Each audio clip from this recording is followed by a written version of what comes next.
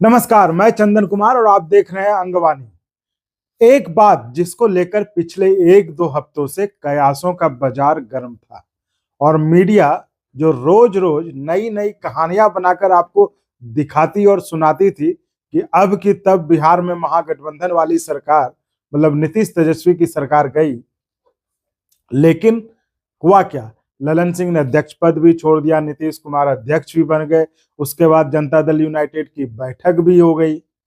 बस वो नहीं हुआ जिसकी मसालेदार कहानियां आपको मीडिया दिन रात सुना और दिखा रहा था पिछले एक हफ्ते से। वो प्रेस कॉन्फ्रेंस भी हो गई जिसमें कहा जा रहा था कि नीतीश कुमार पलटी मारने की घोषणा उसी प्रेस कॉन्फ्रेंस करेंगे। जब ऐसा कुछ नहीं हुआ तो जो मीडिया हर कुछ लाइव दिखाने को आतुर रहती है, आप देखते हैं कि हर समय लाइव एक्सक्लूसिव, उसने इस प्रेस कॉन्फ्रेंस को दिखाया तक नहीं। देखिए, ये तो हर कोई जानता है कि राजनीति में कुछ भी परमानेंट नहीं होता और कभी भी कुछ भी हो सकता है। और अंग्रेजी में कहा भी जाता है कि politics makes strange bed fellows. और नीतीश कुमार तो जितनी बार पलटी मार चुके हैं, उससे तो अभी जो मीडिया रोज के रोज कुछ से कुछ दिखा रहा था ना, तो किसी को कोई अचरज भी नहीं हो रहा था।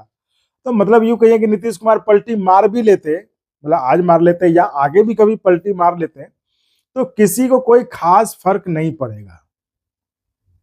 क्योंकि बिहार में इस बात का एहसास अब हर आमो आवाम को हो चुका है कि लड़ाई अब बीजेपी और तेजस्वी यानी कि आरजेडी के बीच ही होनी है।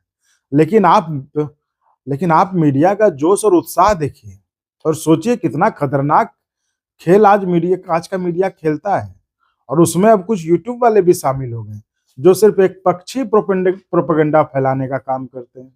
हाँ, इन सब हालातों में जो एक बात तय है वह कि इस पूरे सिचुएशन विनर बन के जो पॉलिटिशियन निकलेंगे वो सिर्फ और सिर्फ तेजस्वी यादव ही होंगे और कोई नहीं। क्योंकि देखिए, नीतीश अभी पाला बदलते या बाद में बदलते हैं तो हर कोई यही कहता है कि अरे फिर बदल लिए। बस इससे ज्यादा किसी को कोई फर्क नहीं पड़ता, क्योंकि देखो नीतीश कुमार इतनी बार पाला बदल चुके हैं कि अब सब इसके आदी हो चुके हैं। और जैसा कि मैंने कहा ना कि अब सबने यह मान लिया कि बिहार में लड़ाई जो है बस बीजेपी और तेजस्वी के बीच है। तो इस बात का एहसास आमो आवाम के साथ लालू और तेजस्वी दोनों को है, या कह लीजिए था पहले से। इसलिए तो वो जिस दिन से तेजस्वी सरकार में साझेदार बने, तो बतौर डिप्टी सीएम या किसी विभाग के मंत्री के तौर पर उनका एक ही टारगेट था। वो ये था कि पुरानी वाली सरकार चलाने वाली की जो छवि थी, जो उनकी पार्टी की छवि थी कि जो पुरानी सरकार चलाने को, उसको बदल देना। जो उनकी पार्टी की सरकार पर निगेटिव परसेप्शन सेट गया था विपक्षी और मीडिया द्वारा, उसे वो बदल देना चाहते थे।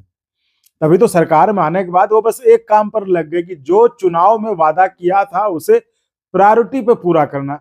जैसे नौकरी का वादा था, उसे तेजस्वी ने डिप्टी सीएम बनते ही पूरा करवाया। वो ये मैसेज भेजने में सफल रहे कि जहां पूरे देश में हिंदू मुसलमान की राजनीति हावी थी, वह एक 30 साल का जवान जो चुनाव प्रचार में दौड़ दौड़ कर सरकार में आने पर सरकारी नौकरी के वादे कर रहा था। लोग कहते थे कि अरे इस हिंदुत्व के सामने ये बेरोजगारी नहीं टिकेगा, लेकिन काम कर गया। बेरोजगारी का ऐसा मुद्दा बनाया कि बीजेपी को भी उस समय बिहार में हिंदू मुसलमान की राजनीति को साइड करके तेजस्वी से ज्यादा नौकरी का देने का वादा करा। इन्होंने 10 किया था तो बीजेपी ने शायद 19 का किया था। लेकिन वो सत्ता में रहे भी, लेकिन नौकरी नहीं दे पाए। बिहार में बीजेपी जेडीयू का गठबंधन करीब 17 साल से वो सत्ता में रहे, लेकिन नौकरी नहीं दे पाए, कारण जो भी रहे हो। लेकिन जैसे ही तेजस्वी सरकार में साझेदार बने, उन्होंने एक दिन में 1,20,000 बेरोजगारों को रिकॉर्ड समय में नियुक्ति पत्र बांटकर एक रिकॉर्ड बनाकर दिखाया कि वो डिलीवर कर सकते। अपने पिताजी उनके लालू प्रसाद काफी जाने जाते उस समय के औचक निरीक्षण के लिए, तो उनकी तरह जो अस्पतालों में कभी रात में चले गए औचक निरीक्षण करने के लिए, तो उन्होंने उसमें जो स्वास्थ्य सेवाओं में सुधार लिया कि डॉक्टरों की उपस्थिति सुनिश्चित कर। मतलब ऐसा कह सकते हैं कि तेजस्वी भी जो है इस बार जो इस बात को लेकर मेंटली प्रिपेयर थे कि चाचा कभी भी कुछ भी कर सकते हैं, पलटी मार सकते हैं।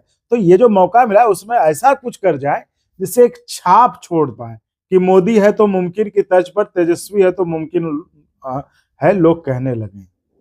तो इस बार तेजस्वी अपने कार्यकाल जो था उनका, उसको वो लग रहा था कि वो जो एक शोकेस के रूप में पेश करना चाहते थे, ताकि वो बिहार की जनता को दिखा सके कि उनकी पार्टी राजद अब वो राजद नहीं रही, अब वो A to Z की पार्टी और सबके लिए समान रूप से सोचती है। जो नैरेटिव सेट किया जाता है लालू की पार्टी के लिए विरोधियों के द्वारा कि ये सिर्फ यादव और मुसलमानों की पार्टी है, उस नैरेटिव को भी तोड़ने में बहुत तक सफल रहे तेजस्वी। क्योंकि जो 1,20,000 की रिकॉर्ड नौकरी जो एक दिन में मिली बेरोजगारों की फौज को, उसमें सब जाति धर्म के लोग थे। ऐसा तो था नहीं कि उसमें सिर्फ यादव और मुस्लिम थे। तो इतना बताने का मतलब यही कि तेजस्वी ने इस बार एक रणनीति के तहत सरकार में हर एक समय सोच समझकर इस्तेमाल किया, जिससे उन्होंने अपनी पार्टी की जो निगेटिव नैरेटिव सेट किया था उसे दूर करने पर फोकस किया, और इसमें वो काफी हद तक सफल रहे। तो इस वीडियो में इतना ही, फिर मिलते हैं अगले वीडियो में किसी और विषय पर। साथियों, आप सब भी जो इसी तरह हमारे इस छोटे प्रयास को सब्सक्राइब, शेयर और लाइक करके सहयोग और समर्थन देते रहे, आपका बहुत बहुत धन्यवाद।